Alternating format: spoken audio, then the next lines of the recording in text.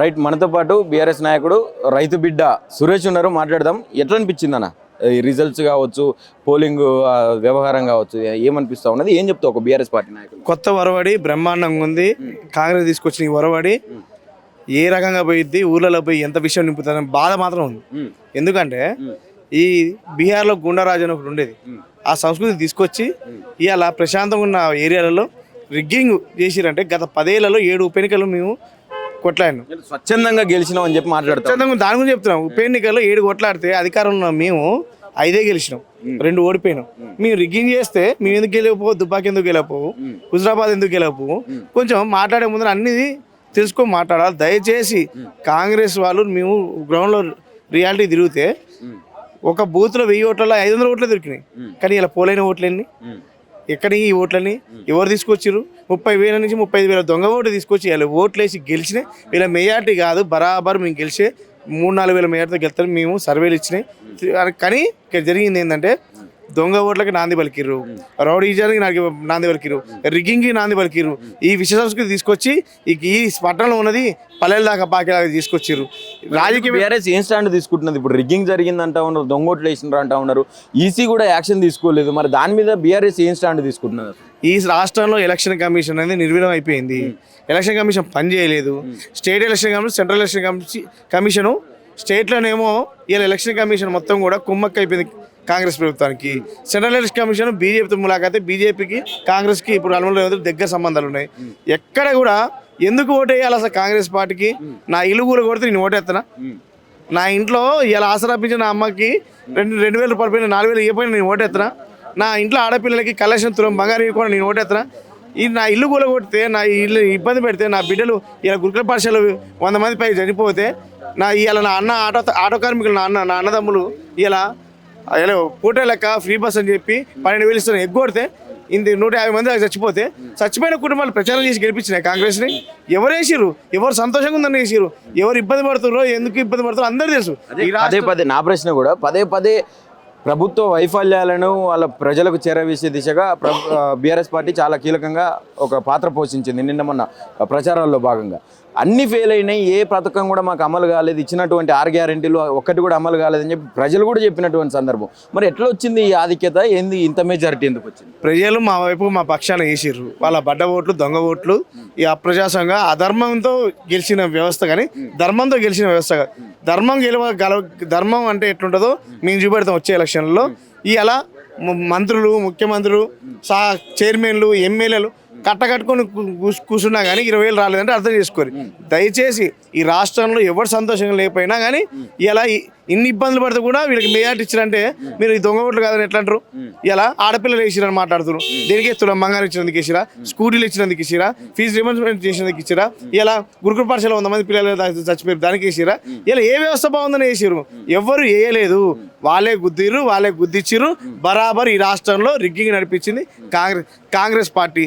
ఎందుకు ఇంత బలంగా చెప్తున్నా అంటే, ఓటు కేసులో దొరికిన దొంగ ఎలా తప్పించుకోవాలో తెలిసి ముఖ్యమంత్రి అయిన వ్యక్తి యనమల రేవంత్ రెడ్డి. దొంగ ఓట్లు వేయడం ఆయన తెలియదా? అందుకే నేను ఏమంటానంటే ఈ రాష్ట్రంలో వ్యవస్థ అంతా నిర్వీర్యం అయిపోయింది. విద్యాశాఖ మంత్రి చక్క పనిచేయడు, హోంమంత్రి పనిచేయడు. ఇలా మైనార్టీల కోసం ఏదో బూజీ పెట్టి ఎవ్వరు కూడా వాళ్ళకి వేయలేదు. మా కేసు జూబ్లీస్ ప్రజలు నీతి నిజాయితీతో వాళ్ళు మా పక్షాన్ని ఉండేసారు కాబట్టి వాళ్ళకి కృతజ్ఞతలు చెప్తున్నాం. ఎన్నిసార్లు రిగ్గింగ్ జరిగింది, దొంగోట్లు పడ్డాయి అంటున్నారు. ఒక ల్యాండ్ ఆర్డర్ ఉన్నది, అనేక మంది పోలీసు బలగాలు ఉన్నారు. ల్యాండ్ ఆర్డర్ ఎవరి చేతిలో ఉంది?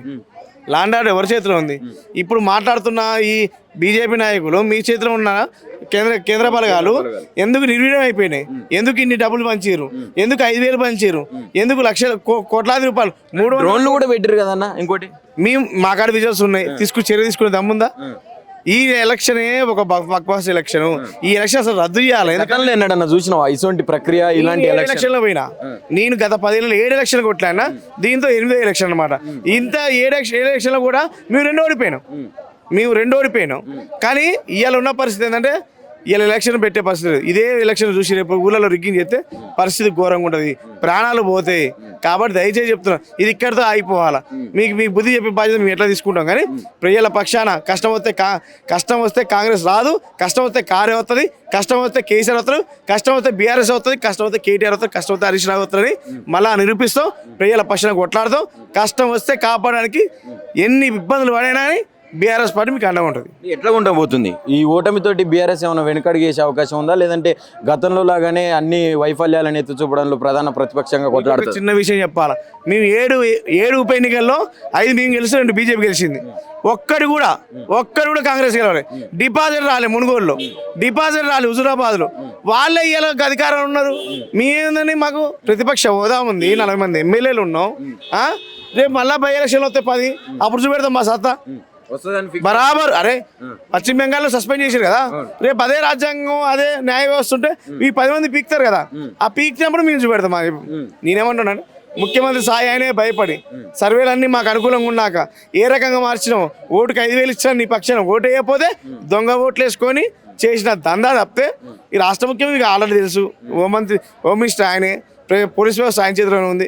ఒక కమాండ్ కంట్రోల్లో కూర్చొని కమాండింగ్ చేయడం చేస్తుండే తప్పితే ఏం జరగదు. ఎందుకు వేస్తారు, నువ్వు ఏం చేసినావని ఈ బంగారు తెలంగాణ ఉన్న దాన్ని మొత్తం తాకట్టు పెట్టడానికి లంక బెదిర కోసం వచ్చిన దొంగవి నువ్వు, నీకు ఏం చేసినావని ఓటేస్తారు. ఏం చేయలేదు, ఇవన్నీ దొంగ ఓట్లు. మేము మా నాయకత్వం ఏ రకంగా మాట్లాడినా మేము ఓటే చెప్తున్నాం. దొంగ ఓట్లతో గెలిచిన దొంగలు వీళ్ళు. ఫైనల్గా కాంగ్రెస్ సోషల్ మీడియా అంతా కూడా ఒక మాట చెప్తా ఉన్నది, కేటీఆర్కి సంబంధించి బీఆర్ఎస్కి సంబంధించినటువంటి సోషల్ మీడియా మొత్తం కూడా ఫెయిల్ అయిపోయింది, ప్రచార వైఫల్యం వల్లనే వీళ్ళు ఓడిపోయారు అని చెప్పి మాట్లాడుతూ ఉన్నారు. వాళ్ళకి ఏం సమాధానం చెప్పాలంటే? నిజంగానే మేము తప్పు చేసినాం. మేము 10,000 ఇచ్చినామని రైతులకు ఇచ్చామని చెప్పుకోలేకపోయాను. నిజంగానే మేము తప్పు చేసినాం. ఆడపిల్లలకి కళ్యాణం ఇచ్చి ఇలా మేము చెప్పుకోలేకపోయినాం. మేము నిజంగానే తప్పు చేసినాం. రైతుకు అకారంగా మనం ఇస్తే 5 లక్షల రూపాయలు ఇచ్చి మేము పబ్లిసిటీ చేసుకోలేకపోయినాం. అది కూడా మేము తప్పు చేసినాం. ఈ రాష్ట్రంలో 200 రూపాయలు పెంచి 2,000 రూపాయలు చేసి చెప్పుకోలేక తప్పు చేసినాం. కానీ కాంగ్రెస్ పార్టీ సక్సెస్ అయింది. తులం బంగారం ఏ పైన ఇచ్చిన సక్సెస్ అయింది. పేదోడు ఇల్లు కొట్టి కులగొట్టలేదు, కులగొడితే సంతోషంగా సక్సెస్ అయింది. వాళ్ళ దుఃఖాన్ని కూడా సంబరం లెక్క చూపెట్టడం వాళ్ళ సోషల్ మీడియా సెట్ అయింది. ఈ రాష్ట్రంలో ఏం లేకోకుండా అన్నం పెట్టుకోకుండా 100 మంది విద్యార్థుల పైగా గురుకుల పాఠశాలలో విషతులు చచ్చిపోయినా దాన్ని సంబరంగా వాళ్ళు చూపెట్టుకోరు. మేము దుఃఖంతో చూపెట్టాం, మేము సక్సెస్ కాలేకపోయినాం. ఈ రాష్ట్రంలో 22 నెలల కాలంలో 800 మంది రైతులు ఆత్మహత్య చేసుకుని అప్పుల పాలై వాళ్ళు చూపించడంలో సక్సెస్ అయ్యారు. మేము రైతులు బాగా చేసినామని. మేము రైతులు చచ్చిపోయిన చెప్పడంలో విఫలం అయిపోయినాం. అన్నిట్లో వాళ్ళు సక్సెస్ అయ్యారు దొంగ హామీలు చెప్పడంలో. మేము చేసింది చెప్పలేకపోవడంలో మేము విఫలమైనాం. కాబట్టి మేము ఇలా ప్రతిపక్షంలో ఉన్నాం. కష్టకాలంలో కాపాడుకోవడానికి మేము ఉన్నాం, కానీ వాళ్ళు కష్టాలు పెట్టడానికి వాళ్ళు, కన్నీళ్ళు పెట్టడానికి వాళ్ళు, పేదలు ఇల్లు కొనుక్కోవడానికి వాళ్ళు, ఇలా అన్ని వ్యవస్థలు నాశనం చేయడానికి వాళ్ళు. ఈ రాష్ట్రంలో ఎవడు బాగుపడంటే ఒక అనుమూల రేవంత్ రెడ్డి దొంగ తప్పితే ఎవడు బాగుపడలేదు. మేము బరాబర్ చేసాం. తెలంగాణ అనేది నాది ఒక్కటి కాదు, తెలంగాణ 4 కోట్ల ప్రజలు నా కుటుంబం అనుకున్న కేసీఆర్ అనుకుంటూ ఇలా అనుమూల రేవంత్ రెడ్డి నేను అధికారం కోసం వచ్చిన, ముఖ్యమంత్రి కోసం వచ్చిన ఆయన చెప్పడంలో సక్సెస్ అయ్యిండు. మేము చెప్పలేకపోయినాం. ఎలివేషన్ వీడియో చేయడం, ఎలివేషన్లో చెప్పడం కాదు, రియాలిటీలో ఏం చేయాలనేది వాళ్ళకి తెలియదు, గ్రౌండ్లో ఏం చేయాలని తెలియదు. గ్రౌండ్లో మేము చేసినట్టు చెప్పుకోలేకపోయినాం. ఖచ్చితంగా బీఆర్ఎస్ సోషల్ మీడియా విఫలమైంది. ఎందుకు విఫలమైంది అంటే చేసింది చెప్పుకోలేకపోవడం విఫలం.